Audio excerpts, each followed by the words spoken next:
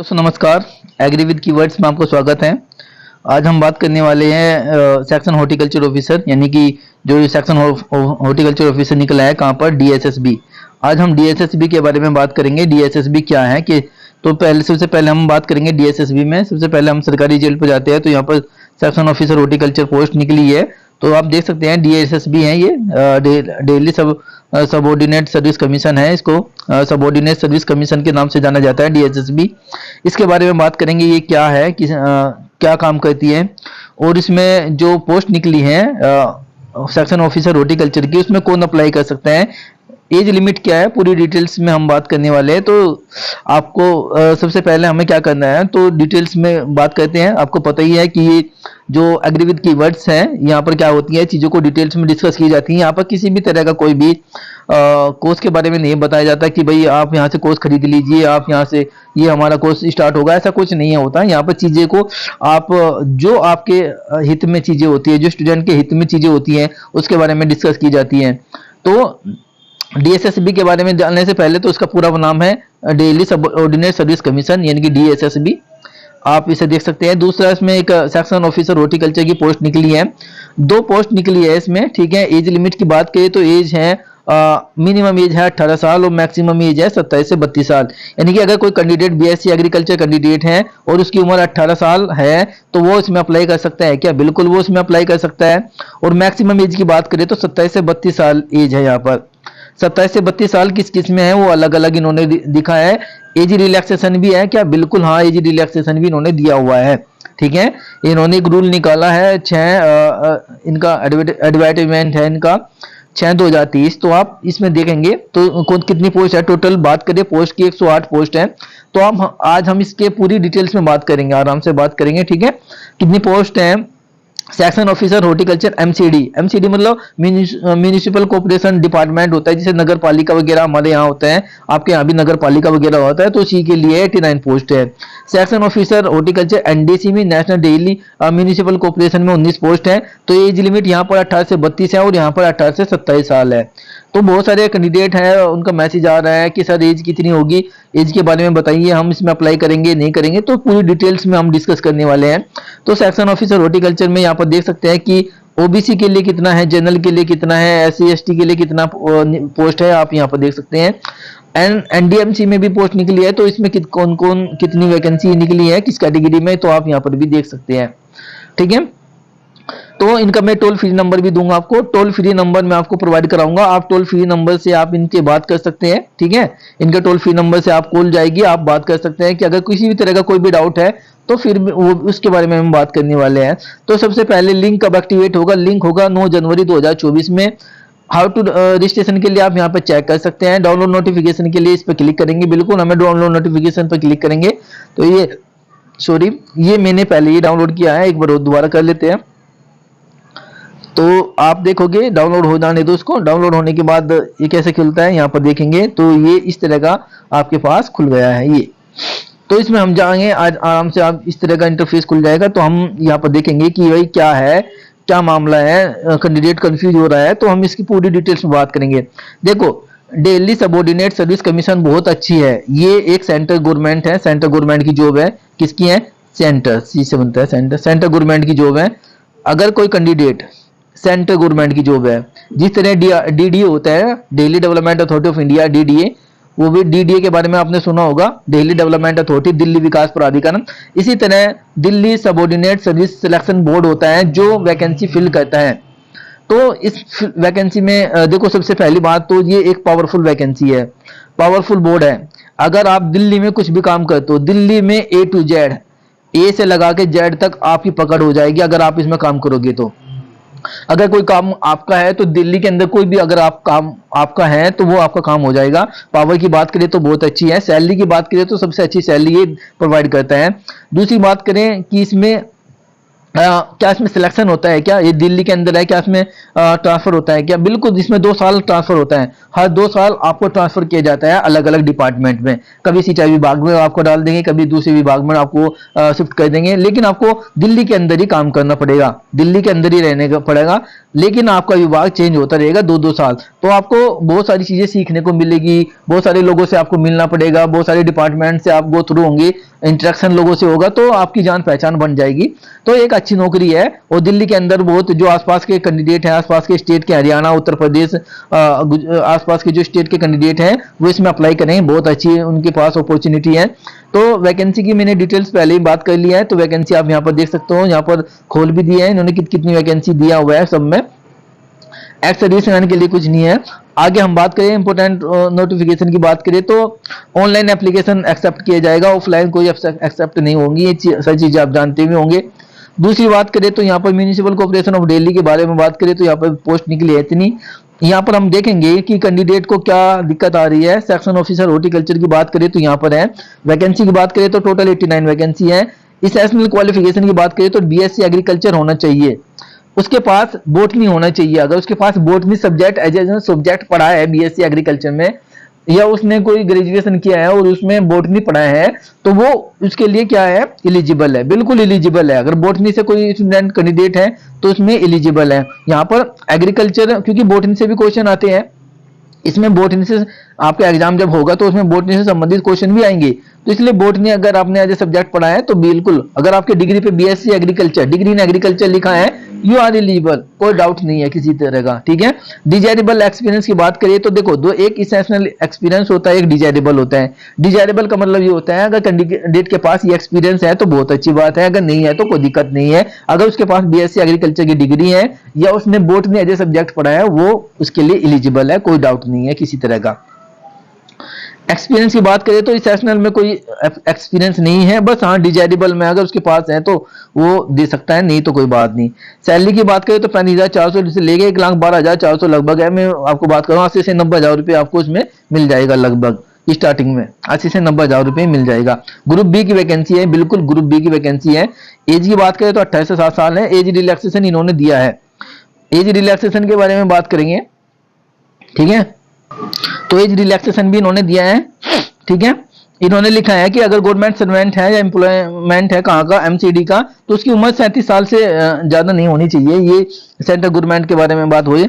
Age relaxation के बारे में इन्होंने टेबुलेटेड कैटेगरी वाइज दिया है, तो उस एडवर्टाइजमेंट में देखेंगे हम लोग। Contractual employee of the same department, अगर कोई कॉन्ट्रेक्चुअल डिपार्टमेंट में काम कर रहा है तो इसी में, तो वो भी इसमें आप कर सकता है। उसके लिए 5 साल के लिए इन्होंने एक पीरियड दिया हुआ है, तो ये सब चीजें आप देख लेंगे। न्यू दिल्ली म्यूनिसिपल कॉर्पोरेशन में बिल्कुल निकली है वैकेंसी, वैकेंसी कितनी निकली है, 19 वैकेंसी निकली है। इस नेशनल क्वालिफिकेशन की बात करें तो बिल्कुल आपके पास बीएससी एग्रीकल्चर होना चाहिए, 2 साल का एक्सपीरियंस होना चाहिए। किस में एक्सपीरियंस होना चाहिए, ornamental horticulture landscaping in government या सेमी गवर्नमेंट या किसी ऑर्गेनाइजेशन से आपने काम किया हो तो अब भी चल जाएगा। अगर किसी ने ऑर्नामेंटल लैंडस्केपिंग में काम किया है 2 साल में, कोई प्राइवेट सेक्टर में काम किया है, सेमी गवर्नमेंट सेक्टर में काम किया है, तो वो उसके लिए एलिजिबल है, वो डाल सकते हैं। क्या इसमें पेस्टिसाइड वाले अप्लाई कर सकते हैं उसका? नहीं, बिल्कुल जो पेस्टिसाइड से है, फंगिसाइड, पेस्टिसाइड हो गया, आपका सीड साइंस हो गया, वो बिल्कुल एलिजिबल नहीं है इसके लिए, उसका एक्सपीरियंस नहीं काउंट होगा। फर्जी एक्सपीरियंस मत मंगवा लेना सर्टिफिकेट, नहीं तो जिंदगी आपकी खराब हो जाएगी। इसलिए कह रहे हो कि अगर आपके पास एक्सपीरियंस है तो आपके पास 2 साल का एक्सपीरियंस होना चाहिए ऑर्नामेंटल हॉर्टिकल्चर या फिर लैंडस्केपिंग इन गवर्नमेंट या सेमी गवर्नमेंट या किसी ऑर्गेनाइजेशन से। डिजायरेबल की बात करें तो यहाँ पर एक्सपीरियंस नील है, बट इसेंशियल एक्सपीरियंस है। आपके पास अगर एक्सपीरियंस है तभी आप इस फॉर्म को भरो, 19 पोस्ट वाले को, बाकी आप इसमें आप अप्लाई नहीं कर सकते। 35,400 से लेके 12 वही सेम है जो आपका पहले ग्रुप, ये सी की वैकेंसी है, ये ग्रुप सी की वैकेंसी है, वो ग्रुप बी की वैकेंसी थी, ध्यान रखना। वैकेंसी के ग्रुप में भी डिपेंड करता है आपकी, ठीक है। इसकी उम्र 18 से 32 साल मांगी गई है, उसमें 18 से 27 साल मांगी गई है। कैटेगरी की बात करें तो सब कुछ इन्होंने लिखा है कि एलिजिबिलिटी क्राइटेरिया क्या होना चाहिए। भारत का नागरिक होना चाहिए, candidate must be eligible, as qualification experience इस तरह का कोई भी अगर है तो वो एलिजिबल है। हाउ टू अप्लाई, अप्लाई कहाँ करेंगे, यहाँ पर अप्लाई करेंगे, ये लिखा हुआ है, आप इस पर क्लिक करेंगे तो एकदम ये ओपन हो जाएगा। उसके बाद करेंगे एलिजिबल कैंडिडेट अप्लाई, ये सब चीजें हैं, कब कब तक कर सकता है, 7 फरवरी 2024 तक। एग्जाम की बात करें तो इसका एग्जाम हो जाएगा कब तक, एग्जाम इसका मार्च अप्रैल मई के अंदर इसका एग्जाम हो जाएगा, अप्रैल मई 2024 के अंदर, क्योंकि फरवरी में तो इसका पेपर ये फॉर्म ही भरे जाएगा। फीस की बात करें तो बिल्कुल करेंगे, फीस के बारे में 100 रुपये फीस है, 100 रुपीज फीस है, आप इसमें अप्लाई करेंगे 100 रुपये में, बहुत ही अच्छा है, ज्यादा नहीं पैसे मांग रहा है। तो आप इसमें टायर 1 टायर 2 के बारे में बात करें, सेक्शन ऑफिसर हॉर्टिकल्चर की बात करें तो टायर 2 दो एग्जाम होंगे। पहला सेक्शन एग्जाम होगा जिसमें ये general awareness, general intelligent, arithmetic, numerical ability, test of Hindi language, test of English language, और सेक्शन बी में आपका सब्जेक्ट और क्वालिफिकेशन रिलेटेड पेपर होगा। सब्जेक्ट मतलब आपका हॉर्टिकल्चर से क्वेश्चन आएगा, और क्वालिफिकेशन बीएससी एग्रीकल्चर यानी कि एग्रीकल्चर से क्वेश्चन आएंगे। हॉर्टिकल्चर प्लस एग्रीकल्चर दोनों को पढ़ना पड़ेगा।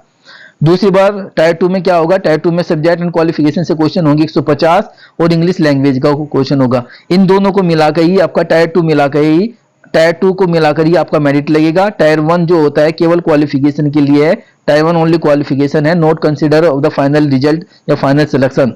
तो टायर 2 कंसिडर आज are consider, tier 2 are consider तो फाइनल रिजल्ट। तो अगर आपका सिलेक्शन होगा फाइनल तो टायर 2 के हिसाब से होगा, टायर 1 के हिसाब से नहीं होगा। ये बात हो गई है। तो आगे की बात करें तो फॉर एप्लीकेशन टेक्निकल पोस्ट के लिए सब कुछ लिखा हुआ है, आप इसमें अप्लाई कर सकते हैं। पोस्ट प्रेफरेंस की बात करें तो पोस्ट प्रेफरेंस आपके पास यही है। तो सारी चीजें आप जब भी अप्लाई करें तो इन सबको ध्यान में रखें। मोड ऑफ सिलेक्शन की बात करें तो मोड ऑफ सिलेक्शन की कैंडिडेट कंप्यूटर बेस्ड एग्जाम होगा, ठीक है, जिसमें नॉर्मलाइजेशन होगा, बिल्कुल विल बी, यदि रिक्वायर्ड होगा तो उससे ऐसा नहीं कि नॉर्मलाइजेशन नहीं होगा। अगर जरूरत पड़ी कि नॉर्मलाइजेशन करने की तो ये नॉर्मलाइजेशन करेगा, यहाँ पर लिखा हुआ है कि अगर जरूरत पड़ती है तो हम नॉर्मलाइजेशन करेंगे, ऐसी बात नहीं है कि हम करेंगे नहीं। तो normalization score will be used to determine the final merit and selection, ठीक है। तो ध्यान रखना भाई, नॉर्मलाइजेशन इसके अंदर है। In a case of any question appearing in the exam held be invalid, those questions not be evaluated, scored candidate will be calculated in the, ठीक है। आउट ऑफ मैक्सिमम मार्क्स से जो ज्यादा कैंडिडेट नहीं होगा उसके बारे में यहाँ पर बात होगी सब कुछ। और क्या करें, और क्या पूछ सकते हैं, देखो यहाँ पर लिखा है, ये सबका डाउट है कि सर एज का क्या फंडा है, एज समझ में नहीं आई। तो एज के बारे में हम बात करना चाहेंगे। तो सबसे पहले अगर आपके पास क्वालिफिकेशन होनी चाहिए कितनी, जनरल के लिए 40% आपके मार्क्स आने चाहिए, ओबीसी के लिए 35 मार्क्स होना चाहिए अगर दिल्ली का है ओबीसी। एससी एसटी की बात करें तो 30% होना चाहिए। एक बात है, अगर कोई कैंडिडेट जनरल कैटेगरी से रखता है तो अगर उसके 200 में से कितने मार्क्स होने चाहिए भाई, 80 मार्क्स होने चाहिए, तभी वो क्वालिफाई होगा, नहीं तो नहीं होगा। ओबीसी अगर दिल्ली का है तो 35 मार्क्स रहेगा, एससी एसटी के लिए बात करें तो 30% होगा, ठीक है। ये एक्स सर्विसमैन को 5 साल का रिलैक्सेशन दिया जाएगा उसकी कैटेगरी से हिसाब से, ठीक है। ये सब कुछ लिखा हुआ है इन्होंने। DSB it's right to prescribe the minimum cut off for any post. अच्छा, ये तो मिनिमम कट ऑफ के बारे में बात किया है इन्होंने। यहाँ पर देखेंगे, अच्छा हाँ, यहाँ से क्वेश्चन आ रही है कि सर ये बताइए कि मैं अलग स्टेट का हूँ, मैं बिहार से हूँ, उत्तर प्रदेश से हूँ, मैं यहाँ पर किस कैटेगरी में आऊंगा। तो देखो भाई, अगर आप ओबीसी कैंडिडेट हो और सेंट्रल गवर्नमेंट में आते हो, सेंट्रल गवर्नमेंट में अगर आप ओबीसी कैटेगरी के कैंडिडेट हो, ओबीसी कैटेगरी का मतलब होता है अगर ओबीसी कैटेगरी अदर जो आपका जो भी अदर बैकवर्ड क्लास आप जिस भी कहते हो, अगर आपके पास ओबीसी है लेकिन आपके पास सेंट्रल गवर्नमेंट का, किसका, सेंट्रल गवर्नमेंट का सर्टिफिकेट है, अगर आप सेंटर में भी ओबीसी, स्टेट में तो आती ही ओबीसी में, अगर आपके पास सेंट्रल गवर्नमेंट का भी ओबीसी है तो आप एलिजिबल हो, आप इसमें ओबीसी कैटेगरी में अप्लाई करो, ठीक है। ये रिलैक्सेशन आपको 3 साल का मिलेगा, ठीक है। एक बात आगे समझ में, अगर कोई दिल्ली से है तो दिल्ली से है और ओबीसी में अप्लाई करना चाहता है तो उसके पास सर्टिफिकेट होना चाहिए दिल्ली के अंदर का, ठीक है। 2 तरीके से हैं वैलिड सर्टिफिकेट मांगे जाएंगे, एक तो जो दिल्ली गवर्नमेंट ने इशू किया है, या फिर 1993 से आप कोई दिल्ली का रेजिडेंट है वो फिर वो छोड़ के चला गया, उसके बाद वो वहां कोई है उसका, तब भी वो ओबीसी कैटेगरी में वहां का दिल्ली का माना जाएगा, ठीक है। तो अगर कोई ओबीसी उत्तर प्रदेश से है, बिहार से है, पंजाब से है और वो स्टेट में ओबीसी में आता है और सेंटर में भी ओबीसी में आता है, तो अगर वो सेंटर में ओबीसी में आता है तो यहाँ पर भी दिल्ली के अंदर भी वो ओबीसी कैटेगरी में आएगा, ठीक है। तो अगर उसके एज में कोई प्रॉब्लम आ रही है, एज ज्यादा है, तो उसका रिलैक्सेशन मिलेगा, कितना मिलेगा यहाँ पर लिखा हुआ है। एससी एसटी के लिए 5 साल का है, ओबीसी के लिए 3 साल का है, और बाकी के लिए आप देख सकते हो सब कुछ लिखा हुआ है, ठीक है। ऐसा नहीं है कि यहाँ पर देखो, अगर आपके पास सेंट्रल गवर्नमेंट, अगर आप सेंट्रल गवर्नमेंट में ओबीसी मारते हो तो ये भी तो सेंट्रल गवर्नमेंट की नौकरी है, ये अलग ऐसा थोड़ी किसी स्टेट की नौकरी है। सेंट्रल गवर्नमेंट दिल्ली जो होता है सेंट्रल गवर्नमेंट में आता है, तो सेंट्रल गवर्नमेंट में है तो आप इसमें अप्लाई कर सकते हैं, कोई दिक्कत नहीं है किसी भी तरह की। ठीक है। और और अगर किसी को कोई भी डाउट हो तो वो मैं इसका टोल फ्री नंबर आपको प्रोवाइड करा दूंगा, टोल फ्री नंबर में आप बात करोगे तो हो जाएगी सारी चीजें, आप डिस्कस कर लेना उनसे। तो ये था इतना। बाकी किसी को अगर कोई भी डाउट हो तो वो क्या कर सकता है, कमेंट कर सकता है। और अगर आपको हमारा वीडियो अच्छा लगता है तो हमारे चैनल को सब्सक्राइब कीजिए, हमको सपोर्ट कीजिए। हम आपको ऑथेंटिक चीजें प्रोवाइड करा रहे हैं, आप लिख लिए ऑथेंटिक चीजें आपको प्रोवाइड करा रहे हैं, तो आप हमारे चैनल को सब्सक्राइब कर सकते हैं।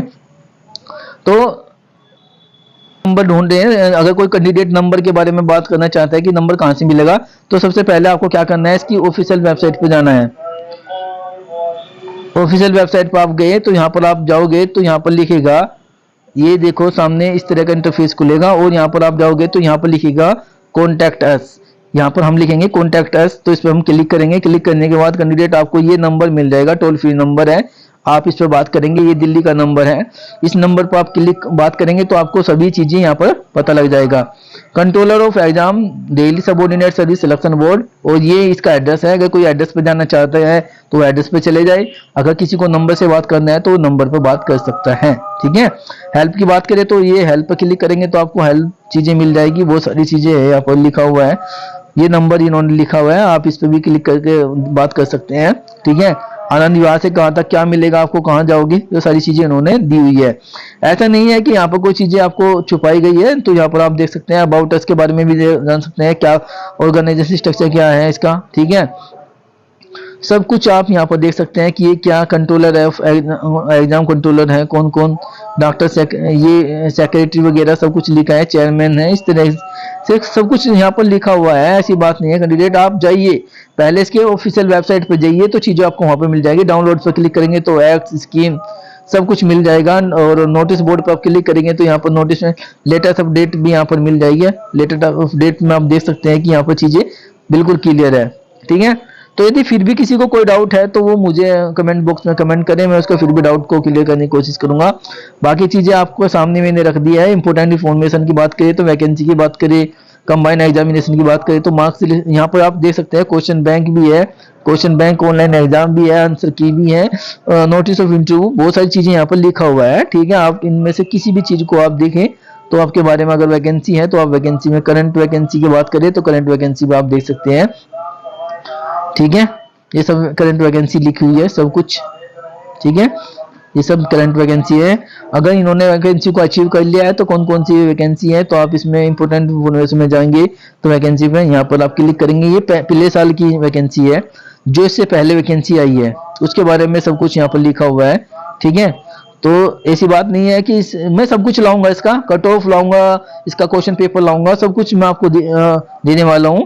तो आप हमें सपोर्ट कीजिए, हमारे चैनल को सब्सक्राइब कीजिए। आपको अगर हमारी वीडियो अच्छी लगती है तो वीडियो को लाइक कीजिएगा, कमेंट कीजिएगा। ठीक है। तो आज के लिए फ्रेंड्स इतना ही। ठीक है। मिलते हैं बाद में।